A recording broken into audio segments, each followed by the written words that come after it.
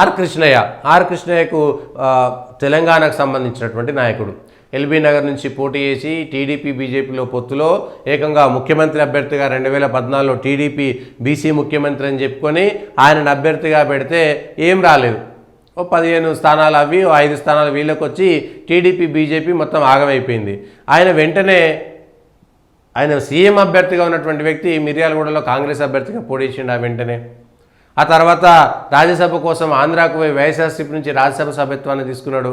అయితే బీసీల హక్కుల కోసం పోరాటం చేసిండా చేయలేదా, బీసీ సంఘాలు పెట్టి నడిపిండా లేదా పక్కన పెడితే ఇవాళ భారతీయ జనతా పార్టీలో చేరి బీసీ కమిషన్ చైర్మన్గా ఆర్ కృష్ణయ్యకు పదవి ఇస్తారంటే ఇవాళ వైఎస్ఆర్సీపీ అధికారంలో ఉన్నప్పుడు అవసరం కోసం తెలుగుదేశం పార్టీ ముఖ్యమంత్రి అభ్యర్థిగా ప్రకటిస్తే తెలుగుదేశం పార్టీ దగ్గర వేయండు. ఆ తర్వాత కాంగ్రెస్ పార్టీ అవసరం కోసం మిర్యాలగూడలో కాంగ్రెస్ పార్టీ అభ్యర్థిగా వేయండు. ఆ తర్వాత వైఎస్ఆర్సీపీకి సంబంధించినటువంటి రాజ్యసభ స్థానం కోసం ఆంధ్రాకు పోయి జగన్ దగ్గర ఉన్నాడు. ఇప్పుడు మళ్ళా ఆ పదవికి రాజీనామా చేసి Bharatiya Janata party BC commission ఇస్తుందంటే అక్కడికి వచ్చిండు. ఇవాళ భారతీయ జనతా పార్టీలో బీసీలు లేరా? బీసీ కమిషన్ చైర్మన్గా ఉండడానికి అర్హతలు ఉన్నటువంటి భారతీయ జనతా పార్టీకి ప్రత్యక్షంగా పరోక్షంగా పనిచేసినటువంటి నాయకులే లేరా?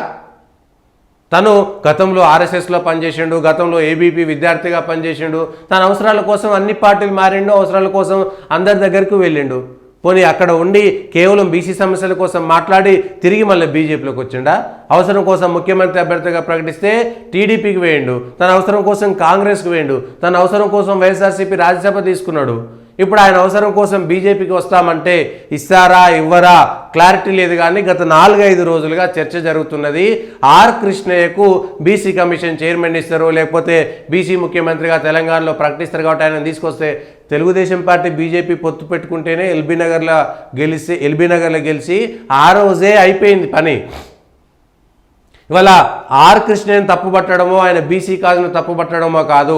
భారతీయ జనతా పార్టీలో బీసీ కమిషన్ చైర్మన్ ఒకవేళ తెలంగాణ వాళ్ళకి ఇవ్వాలనుకుంటే తెలంగాణలో బీసీల కోసం పనిచేసి లేదంటే బీసీ నాయకులు భారతీయ జనతా పార్టీలో లేరా? పోనీ రాష్ట్రంలో దేశంలో ఇంకెవ్వరూ లేరా? ఆర్ కృష్ణయ్య మాత్రమే ఉన్నారా? ఇట్లా తమ అవసరాల కోసం ఎక్కడ పడితే అక్కడ పోయినటువంటి వాళ్ళని తీసుకొచ్చి మీరు అధికారంలో ఉన్నప్పుడు కీలకమైనటువంటి పదవులు పార్టీ నామినేటెడ్ పోస్టు పార్టీ కోసం పనిచేసి పార్టీ కోసం ఉండి బీసీలో అర్హత ఉన్నటువంటి బీసీలే లేరా? బీసీ కమిషన్ చైర్మన్ ఇవ్వడానికి, బీసీ కమిషన్ మెంబర్ ఇవ్వడానికి. ఎస్సీ కమిషన్ మెంబర్ ఇచ్చిన దాంట్లో కూడా పెద్ద గొడవలు జరిగినాయి. తెలంగాణలో ఎస్సీ కమిషన్ మెంబర్ ఎవరికి ఇచ్చిరు, ఎవరికి ఇవ్వాలి, ఏమిటి అనేటువంటి అంశం పైన చాలా పెద్ద గొడవ జరిగింది. ఇవాళ ఎస్టీ కమిషన్ మెంబర్ విషయంలో కూడా అదే జరుగుతున్నది. ఎస్టీ కమిషన్ మెంబరు ఇంకెవరు లేరా అనేటువంటి దానిపైన ఎస్టీ కమిషన్ మెంబర్ విషయంలో కూడా తెలంగాణలో ఎస్సీ కమిషన్ మెంబర్ విషయంలో పార్టీ కార్యకర్తలు తీవ్రమైనటువంటి అసంతృప్తిని వ్యక్తం చేశారు. ఎస్టీ కమిషన్ మెంబర్ విషయంలో కూడా ఎవరు లేరా? గతంలో ముందు నుంచి పార్టీ కోసం పనిచేసినటువంటి వాళ్ళు లేరా? 2 సార్లు ఎమ్మెల్యే టికెట్, ఎంపీ టికెట్ బయట నుంచి వచ్చినటువంటి వ్యక్తికి ఎట్లా ఎస్టీ కమిషన్ మెంబర్ ఇచ్చారనేది పార్టీలో అంతర్గతంగా చాలా పెద్ద ఎత్తున చర్చ జరిగింది. ఇవాళ బీసీ కమిషన్ చైర్మనో మెంబరో ఒక ఆచారికి బీసీ కమిషన్ మెంబర్ ఇచ్చిన రోజు మాత్రమే అరే నిజమైనటువంటి కార్యకర్తకు న్యాయం జరిగింది, ఆయన పార్టీ కోసం గెలిచిన ఓడిపోయిన అక్కడనే ఉన్నాడు, పార్టీలో పడి ఉన్నాడు అనేటువంటి ఒక పేరు తెచ్చుకున్నటువంటి వ్యక్తికి బీసీ కమిషన్ మెంబర్ ఇచ్చిరనేటువంటి చెప్పుకోవచ్చు. సరే, మైనార్టీ కమిషన్ మెంబర్ ఇచ్చిరంటే షహజాదా ఏబీవీపీలో పనిచేసింది, ఒక మైనార్టీగా ఉండి కూడా భారతీయ జనతా పార్టీలో ఏబీవీపీలో తీవ్రంగా పనిచేసింది, ఒప్పుకోవాల్సిందే.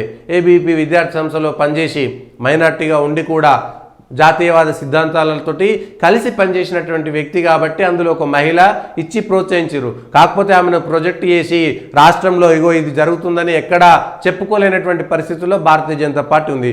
ఇవాళ కూడా ఆర్ కృష్ణయ్యకు బీసీ కమిషన్ చైర్మన్ పదవి ఇస్తారనేటువంటి పుకార్లు నడుస్తున్నాయి.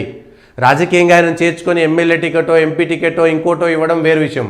నామినేటెడ్ పోస్టుల విషయంలో కూడా ఎస్టీ కమిషన్ మెంబర్ ఇచ్చింది కూడా నిన్నగాక వచ్చిన వెంటనే 2 సార్లు ఎమ్మెల్యే పోటీ చేసి ఒకసారి ఎంపీ పోటీ చేసినటువంటి అభ్యర్థికి ఇచ్చి ఆయన వల్ల పార్టీకి ఎంత ఉపయోగమైంది, ఆయనకు ఎంత ఉపయోగమైంది పార్టీకి, ఈ విషయాలపైన స్పష్టత లేకుండా ST commission member ఎట్లిచ్చారు?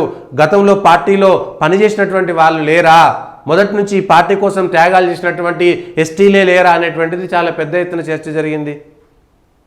SC commission ఇవాళ బీసీ కమిషన్లో అర్హులైనటువంటి వాళ్ళు పార్టీకి ప్రత్యక్షంగానో పరోక్షంగానో పనిచేసినటువంటి వాళ్ళు లేరా? సేవలు చేసినటువంటి వాళ్ళు లేరా? మద్దతు తెలిపినటువంటి వాళ్ళు లేరా? ఆర్ కృష్ణయ్య మాత్రమే ఉన్నారా? ఆర్ కృష్ణయ్యని తీసుకొస్తే ఏం జరిగింది? మీరు 2014లో బలంగా ఉంది తెలుగుదేశం పార్టీ అనుకున్నటువంటి సందర్భంలోనే ఆయనకు ముఖ్యమంత్రి అభ్యర్థిగా ప్రకటిస్తే ఎవరు ఇక్కడ పట్టించుకోలేదు. ఆయన గెలిచుడే గగనమైపోయింది.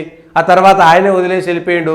అట్లాంటి వ్యక్తిని వాళ్ళ Bharatiya Janata party BC commission చైర్మన్గా ఇస్తే తెలంగాణలో బీసీ ముఖ్యమంత్రిగా చేస్తామని చెప్పుకున్నటువంటి భారతీయ జనతా పార్టీ నాయకులకు ఆ పార్టీలో బీసీలే లేరు.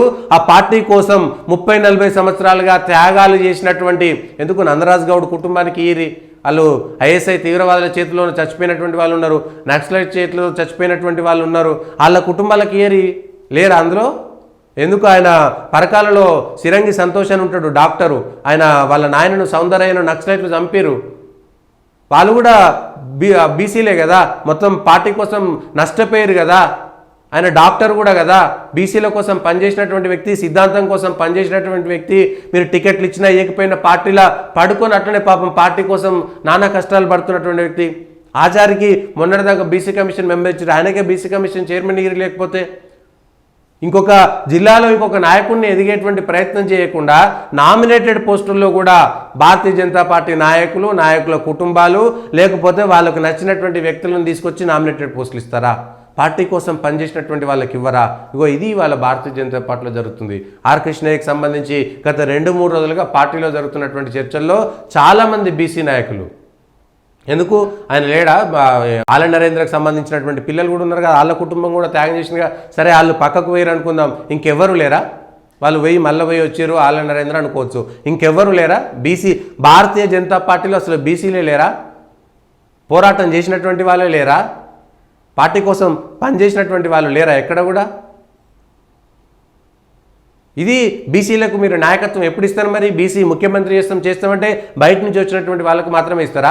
ఇందులో త్యాగాలు చేసి కాసం వెంకటేశ్వర్లు ఉన్నాడు కదా, ఆయన మొత్తం పార్టీ కోసం త్యాగం చేసి జైలుకు పోయి వచ్చినటువంటి వ్యక్తి కదా, అట్లాంటి వాళ్ళకి ఇవ్వచ్చు కదా. వాళ్ళకు ఎమ్మెల్యే టికెట్లు ఇస్తే గెలిచేటువంటి లేదు, నామినేటెడ్ పోస్టులు ఇస్తేనైనా సరే జీవితంలో వాళ్ళు కష్టపడ్డందుకు ఎంతో కొంత వాళ్ళకు అవకాశం దొరుకుతుంది కదా.